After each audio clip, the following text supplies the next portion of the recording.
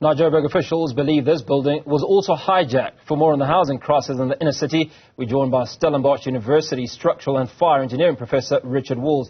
Professor, good afternoon. Appreciate your time. I'd like to start off with those remarks by Kabelo Gwamanda, the mayor of Johannesburg, who said talked about a safer city strategy and talked about buildings needing to be expropriated by the city. Let's talk about that safer city strategy. What does it speak to, and just how much safer will the city become?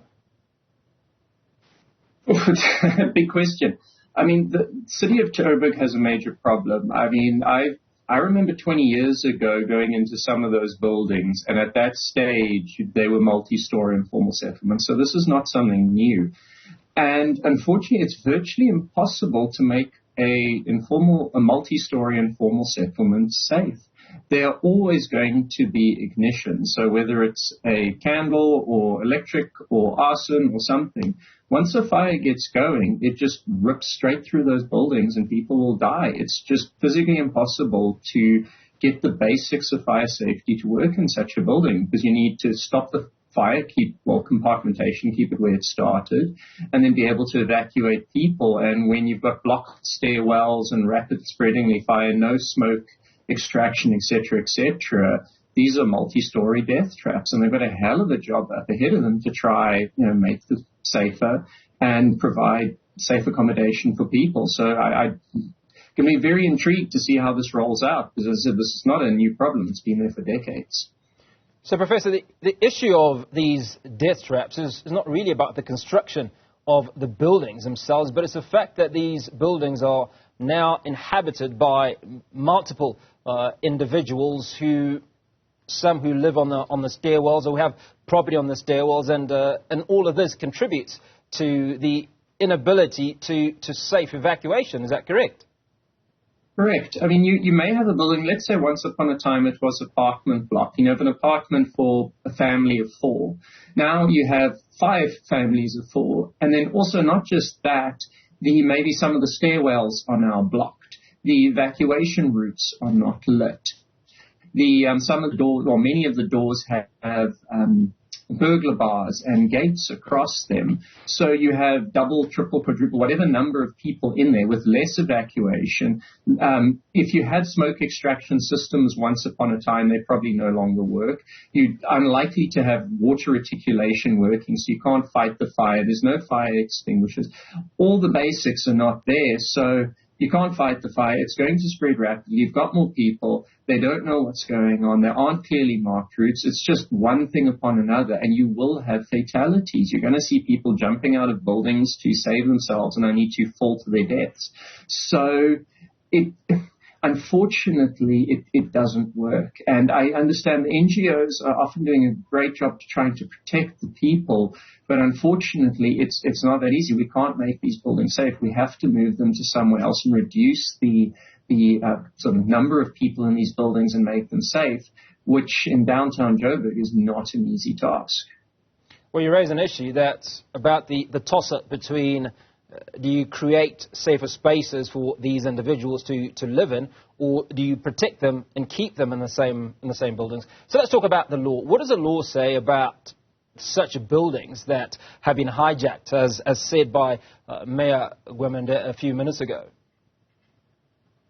Well, what's very interesting is firstly, to me, the issue of hijacked buildings becomes a little bit grey in terms of who's the owner, because ultimately, the Constitution says you should have a safe place to live and work. So the Constitution's the basic. Then you've got the National Building Regulations Act of 1977, and that describes what a fire-safe building looks like. The spread of fire and smoke is limited. People can evacuate. The fire department can access the building, etc.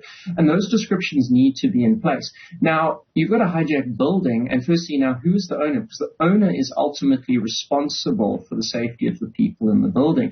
So this, I said, I'm not a legal expert in terms of property law, but it's going to be very interesting to see how this unfolds, because you almost have de facto landlords, which is the people who've hijacked the buildings, but they seem to take no responsibility for keeping everyone safe. So then I'm not sure if it's going to revert onto the city or who the responsibility ultimately going to revert to, because you've got this very grey ownership happening. So I can't say exactly who's going to be held at fault, or I say it's ultimately the owner, and it's now who is going to be seen as the owner of such buildings. And it may depend from building to building, depending on what's happened, who owns the property rights and what's happened in the past. But also, it's even if people invade a building, it's not an easy thing to kick them out. So even if the owner of the building has tried to remove people from their building, they may have been prevented by some of our laws in place. So then can they be held responsible when they weren't allowed to remove people from the building? Once again, that's a question I'm asking without actually answering. Well, we've talked about the challenges of the occupants to get out of these buildings when a fire does occur. But what about the challenges that firefighters face when dealing with fires in buildings that have been unlawfully occupied? And how can these challenges be mitigated? That's a fantastic point you make, because one of the things the National Building Regulations Act also points to, and our codes of practice, that the firefighters must be able to access a building safely. Now, they actually can't. You go to one of those buildings, doors are locked, there's bars everywhere, there's smoke in the stairwells. I think it's a miracle we haven't seen more firefighter deaths. If you go into a rabbit warren of a building that's full of smoke, you can lose a firefighter in there. I mean, we saw it in the Lisbon building in Joburg already a couple of years ago, where 2 firefighters died in a winter-compliant building. So there isn't really an easy way to do it, because if they know, you just can't make it fire safe the way it is without removing people, or you've got to spend a lot of money on making it fire safe. And even then, who's going to be spending that money to make sure there are safe evacuation routes, that there are lights to light up the way, that you can get people out, that there are doors that open, that, et cetera, et cetera. All the things I pointed to earlier are not in place. So, no, it's unlikely that we can make these buildings safe for the firefighters. So it really wouldn't surprise me, and very, very sadly and tragically so, that we will see some firefighter deaths in the future in these buildings if we're not careful, because they're running into a building, they don't know how people are, they're trying to save them, they're putting their lives on the line to maybe save a stranded baby on the 17th floor, but they could very easily get trapped in these rabbit warrens. Prof, a few minutes ago you talked about one of your visits to inner city. I think you talked about 20 years ago, and that these problems were already evident. In your opinion, has there been any progress in the last 20 years or more to address this issue? And if not, what needs to be done? Well, I haven't been into the specific ones. If from 20 years ago, I was part of a homeless outreach from Bali about the Basel Central Methodist Church, and we'd go feed the homeless on the streets. And so, I mean, back in those days, this was early 2000s, there were hundreds of people on the street. I remember going into burnt-out buildings, and you'd find people on there, and sort of dozens of shacks set up inside buildings. Now, as far as I'm aware, I'm no longer in Johannesburg. It's still the same. It sounds like in some areas it's potentially worse. I mean, driving through Joburg recently, I've seen some, seems to be a proliferation, but I don't have any numbers, so it's just subjective.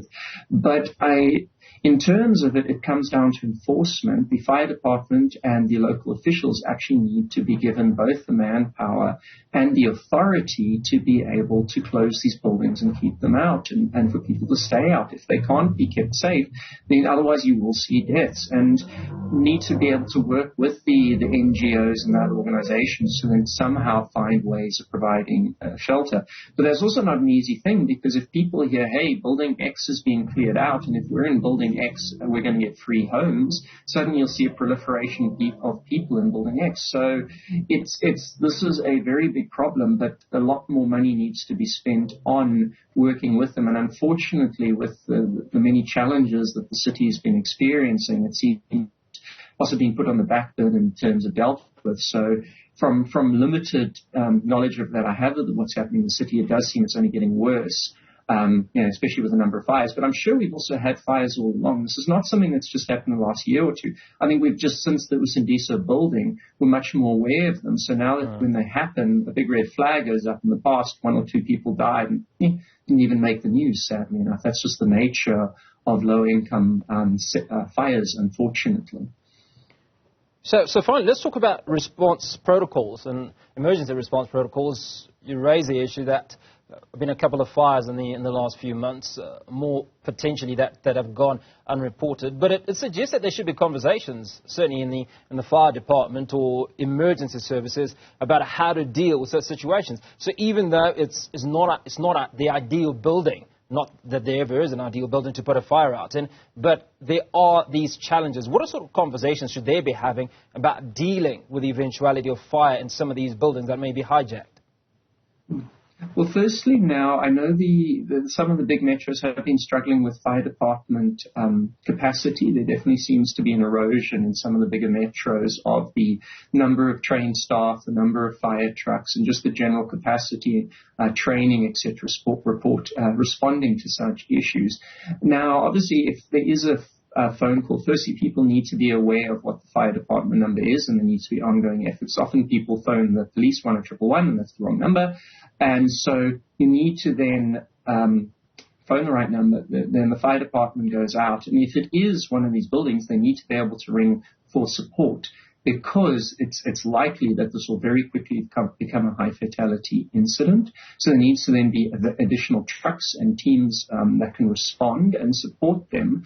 But also, as I mentioned, this is not an easy incident to respond to, because they don't know how many floors are occupied, how many people are in there, and the information is very clear. And also, if you have, let's say, illegal immigrants, they may be scared of being found and disclosing information. So they're going in fairly blind. So, at minute one, when they arrive, they're just getting set up. They might not even know what's in front of them. So that's where most fire safety is in advance. It's making sure there's regular inspections, there's good quality control, there's building plan approvals and all those sorts of things. And it's a long, slow process, but when it's being done, you do see the significant impact on these. If you look in the UK and the USA, they see a decreasing number of fire incidents per year because they're getting those sorts of controls right. So they get it right up front, so they don't have to respond. We're doing it the other way around. We're not controlling our buildings, so we have to put more money and more effort into response. But when they get there, then they need to, as I said, have enough firefighters and then have strategies for, you're going 5 floors up in a building with locked doors, etc., so that they know where they are. They've got sufficient breathing apparatus. They're well trained.